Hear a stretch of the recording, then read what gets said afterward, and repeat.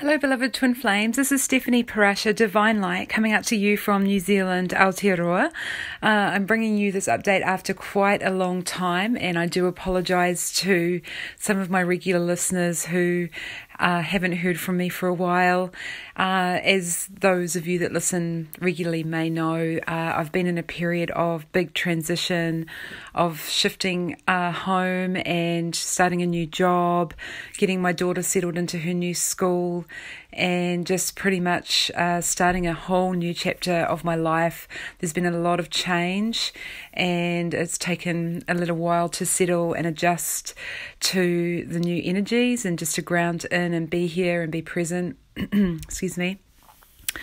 And so I have been kind of just waiting to get a really good internet going, and I've finally got that set up now. I've got all my Wi-Fi and settled into my new house, and I've got my garden set up, and I'm just feeling like, right, let me focus back in on Twin Flame Land and get out an update to the YouTubers out there that do follow this channel. And I was thinking, shall I prepare something or shall I just talk? And I decided I'm just going to talk, and I'm going to start with where I'm up to probably in my connection with my twin flame. I'll talk about that first, and then maybe tune into some of what I'm feeling and tuning into and seeing and observing in the collective and with some of the sessions that I'm still doing with clients. So with my own connection, as always, I'm in regular communication with my twin flame.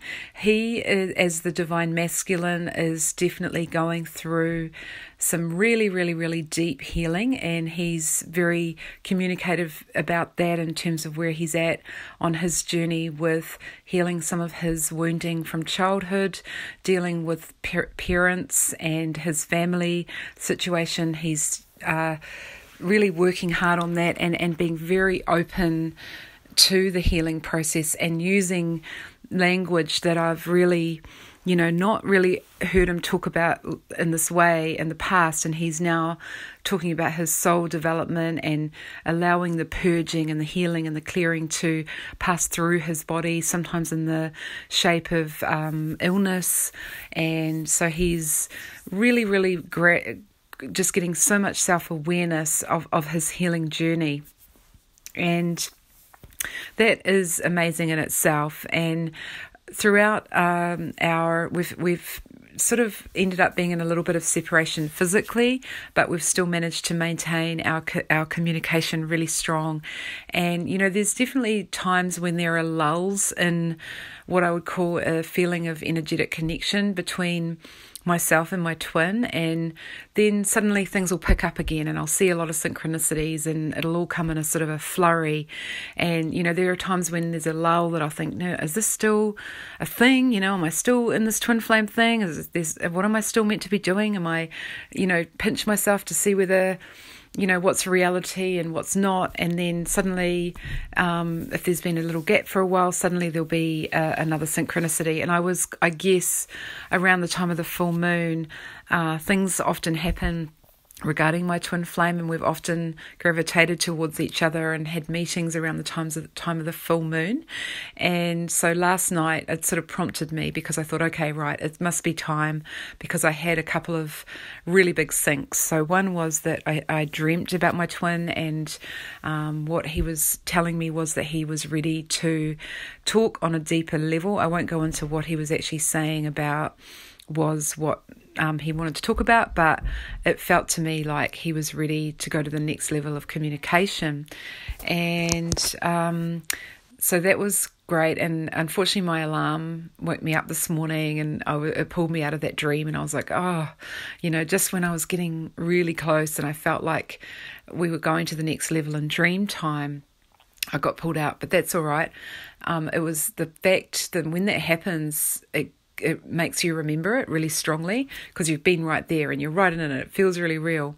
Anyway, I was getting ready for the morning, getting ready for work, decided to change my earrings and was grabbing them out of a little container that I had them in, and I wasn't very consciously doing that. I was just, getting ready in the morning, and then looked down on the ground and I noticed that there was this piece of blue paper on the ground, and I thought, oh, what's that rubbish? It's come from somewhere. I better go put that in the rubbish bin. And I thought, oh, hang on a minute, what is this blue piece of paper? So then I heard this noise, this voice saying, open the piece of paper, it's important, it's connected to your twin. And I was like, oh my gosh, because I was already really feeling him this morning very, very strongly. And I opened up the piece of paper, and sure enough, it was a note that he'd written me a long time ago, at least probably 2 years ago. And it must have fallen out of the container in which my earrings were in, but I didn't actually see it fall out. It was just landed on the ground. So I was like, okay, here we go. And when you get that really big rush come through your body, when you know that it's a big synchronicity that you need to pay attention to, my twin's coming back in. So he's actually been out of the country that I'm in, and he's now within the next week on his way back. And the last couple of messages as well that he sent me to just be updated and so on, I noticed the last one he sent me came in at 21:21.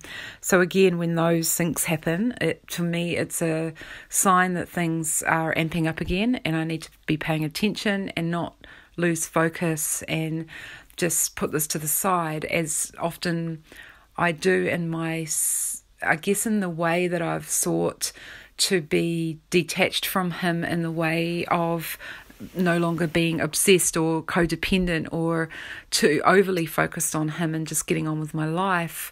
There's also a balance there as well when we go too far into just focusing on ourselves and neglecting to spend that time and energy cultivating beautiful love for our twin. So now I'm talking about this because it will lead me to what I want to mention and tune into, what I've been observing in more of the collective space of twin flames, not all twin flames, but some of the harder work that some of the twins are going through in terms of the challenges at the moment in their unions and their connections with their twins, and what some of these twins are facing, and I'm seeing as quite a big theme around. So I just need to bring it to people's attention, as somebody who observes energy and is part of this journey myself, and knowing how these energies can hold us back on our journey and cause a little bit of friction for us and some pain and frustrations. So the energy that I'm seeing as a pattern is still some of this really, really holding on, really, really obsessing, and really, really overly focused on the other. And that is, I guess, kind of like in my journey, I've been through this, and I know how hard it is to let go, and there's so much pain and fear attached to the need to hold on and the need to be obsessed, and the insecurities and the fears that are involved in this holding on, that when it does come time to let go, there is a danger. And I feel this in my case, that you almost go to the other extreme where it's like, it's just, I don't want to be overly focused on it, so I really stop myself from becoming overly focused, but yet at the same time it is important to, as I said, maintain that connection with your twin, but there has to be a balance with this so that we're not betraying ourselves in the process, we're not abandoning ourselves and our needs, and that we're not allowing ourselves to be treated in a way that's disrespectful or we're becoming too needy and expecting too much of our twin, and they are not able to deliver that, and we need to really let go of some of those big expectations that we've had, or ways of reading into the situation that just aren't really happening, and realizing that a lot of that is coming from that fear of abandonment and fear of rejection, and that does create what feels like at the time our ego defense mechanism has dressed it up as love, but actually that is really not love. That is codependency, it's neediness, and it has really, unfortunately, not able to be an energy that can sustain in a twin flame connection. So I've got a friend that is a dear friend of mine who's a twin flame, and we work through this stuff. And when things are difficult with her and her twin flame, and she experiences his kind of pushing away and interprets that as him being really, really mean to her. And in some ways, yes, it very much is. But on the bigger picture, the reason they're doing that is so that we can really, really address some of our codependency and our neediness that is not really coming from a place of love. So we have to, some twin flames really go back to the really looking within around some of these issues that are causing still pain and difficulties and blockages and things to repeat within twin flame unions. I know it's a hard thing to let go and trust, but it really is the best medicine for going forward, and to realize in yourself, come to the honest realization. This friend of mine has come to that honest admittance that she herself has been, behaving in a way that's very, very obsessive, and she really is struggling with herself around that, which is another form of shame and judgment. So we're already experiencing pain and hurt, and we don't know how to deal with it. And then when we go and behave in a funny way, we then admonish ourselves and punish ourselves for behaving in that way, where in fact what we're doing is just trying to get the love. And that, how come we're punished for that? Well, what we need to realize is we are getting punished because we're not really seeking love. We're seeking control, and it's actually neediness. And where we need the love the most is within, and from a part of us that needs to come in and be there for ourselves, the part of us that is capable of actually being there for us, that we have always sought to find outside of ourselves. We've needed to have our needs met outside of ourselves, which is understandable given the way that we are as humans hardwired and born into a state of needing to have our needs met by our parents and so on. And so these are some of the deeper wounds that, although very painful, are very, very necessary to delve into and to heal in order to move forward. And the other thing that some of the twin flames experiencing these challenges at the moment are seeing these dynamics showing up in their other relationships as well. So it may not just be in their twin flame connection, but it's really important to observe and have high levels of awareness on your behavior with other people, and where you may be pulling on people's energy, feeling needy, feeling afraid, feeling insecure, not sure of the way, covering over things, projecting, blaming onto others, denying or fabricating scenarios or personalities or behaviours that hide a deeper pain.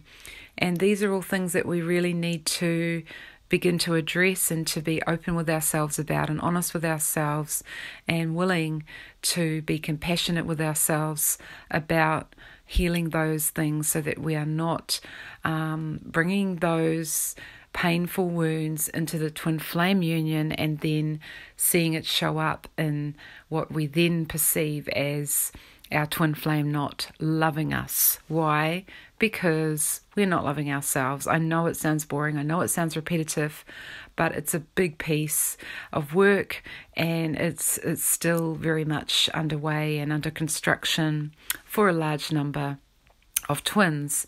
So, have faith in the fact that the pendulum will swing, and although it might feel as if you have been completely rejected and it's never going to happen, and this is the worst place you could possibly be, that if you give a little bit of attention, a little bit of time and a little bit of energy into these self-loving behaviours, that you will find things shifting. And it's not that hard after all. It can be done.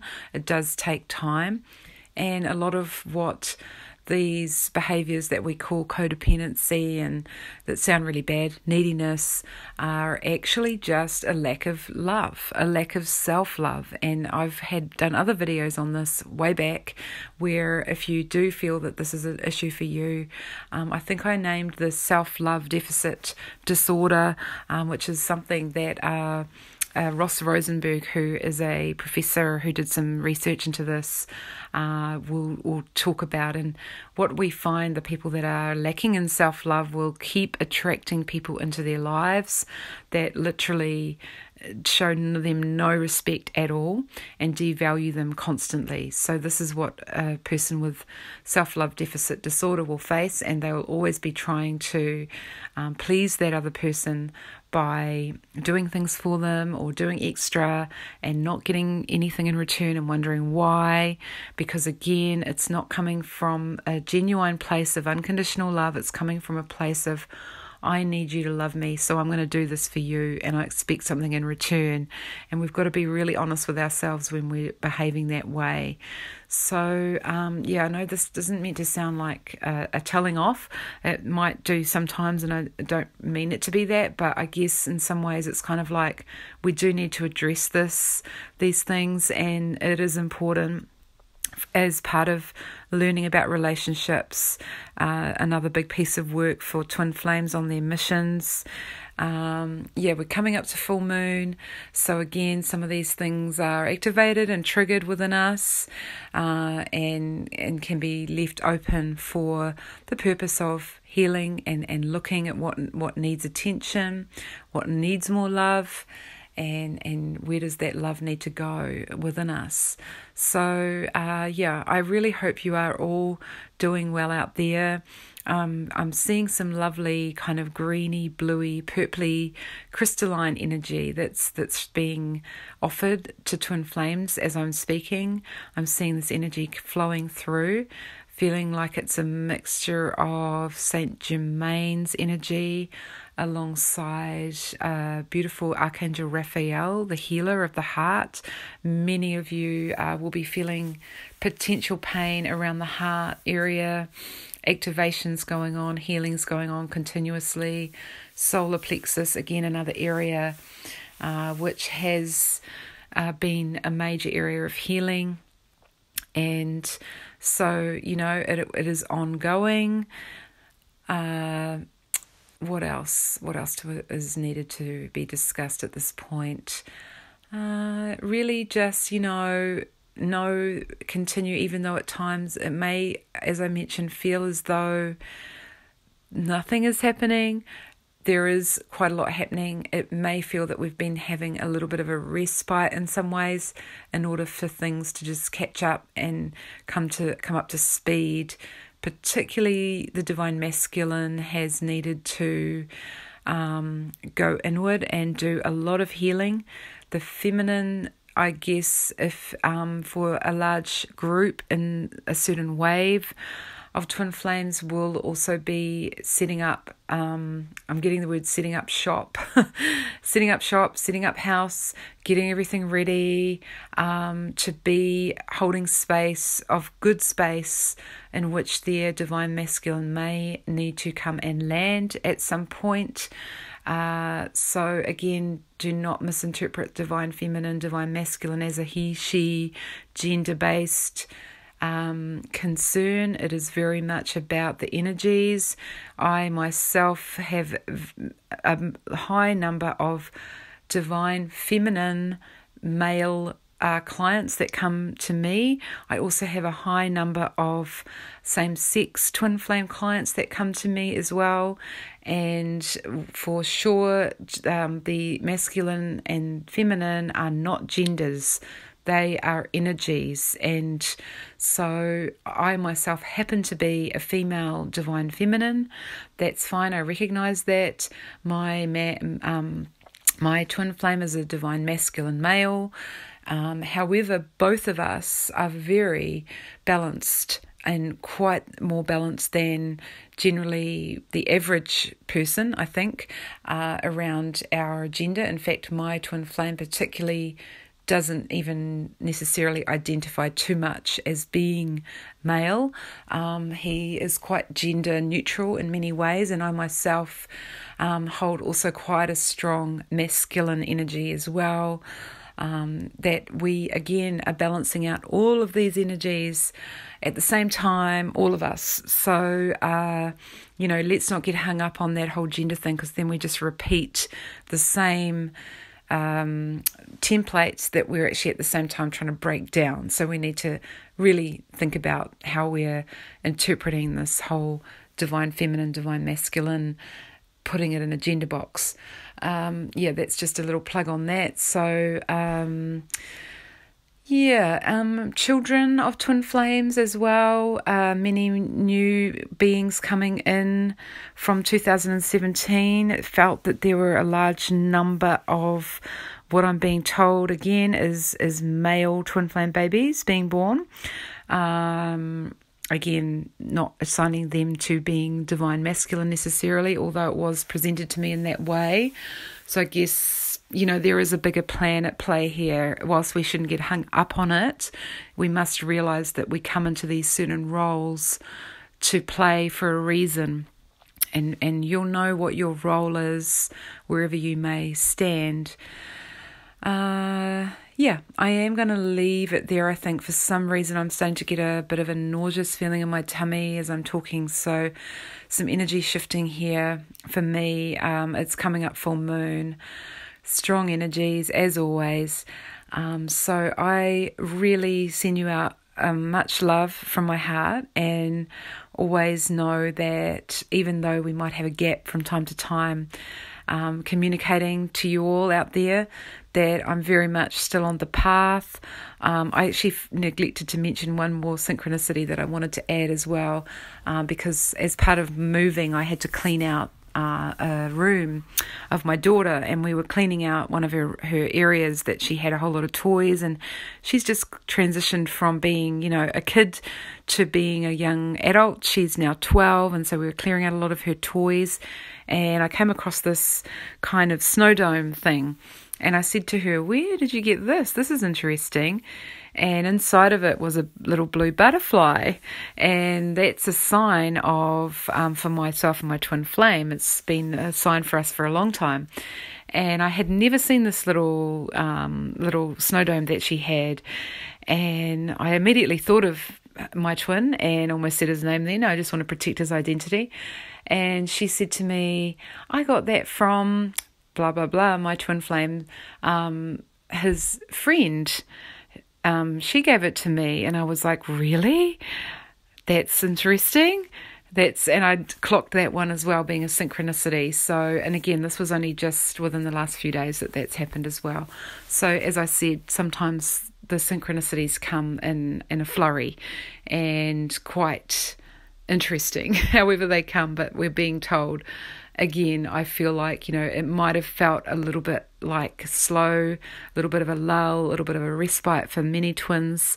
But I think we're about to go through some kind of shift again, a big change where I'm hoping, and I will continue to live in hope, that many twins who have been on this path for some time will be moving closer in some way, shape or form. And again, as we know, that may not look the way you want it to, but energetically there's been a shift that allows for getting closer in some way. Okay then, beloveds, I'll leave it there now. Thank you so much for listening. I really appreciate it. And if anyone is wanting to have a one-on-one session with me, feel free to get in touch. I do have limited spaces available. I am working full-time, but I can fit people in on weekends and some evenings. So if you're needing to have some time, please let me know. The links are below. Okay, sending you lots of love. Goodbye. Thank you.